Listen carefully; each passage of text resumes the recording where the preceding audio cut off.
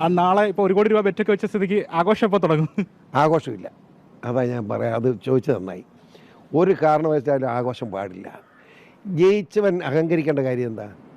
തോറ്റവൻ കരയും. ആ കരയുന്നൊരു താറയ്ക്ക് തട്ടേണ്ട കാര്യമുണ്ടോ? ഞാൻ വളരെ സ്ട്രിക്റ്റായിട്ട് നിർദ്ദേശം കൊടുത്തു കഴിഞ്ഞു, ഒരു ബഹളം ഒരിടത്തും ഉണ്ടാകരുത്. നമ്മൾ ജയിച്ചു, സന്തോഷം. ഞാൻ ജയിച്ച് കഴിയുമ്പോൾ ചെയ്യാൻ വന്ന ഓരോ പഞ്ചായത്തിൽ ഈ കാറയിൽ എൻ്റെ കാറിൽ പോകും. ആളുകളെ വിളിച്ചു കൂട്ടും, അവിടെ ആവശ്യങ്ങൾ എന്തെന്ന് ചോദിക്കും, ജനപ്രതിനിധികളെ വിളിച്ചു കൂട്ടും.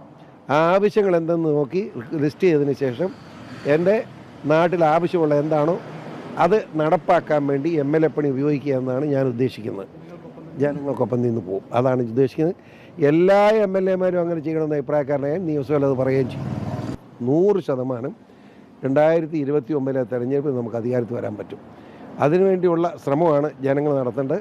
നമ്മുടെ പാർട്ടിയിലെ BJP-യുടെ പ്രവർത്തകരോടും അതുപോലെ BDJS ഉൾപ്പെടെയുള്ള NDA-യുടെ പ്രവർത്തകരോടും എൻ്റെ അപേക്ഷ എന്ന് വെച്ചാൽ, നമ്മൾ ഭരിക്കാൻ വേണ്ടിയാണ് വോട്ട് പിടിക്കുന്നത്, അല്ലാതെ വോട്ട് വർദ്ധിപ്പിക്കാനല്ല.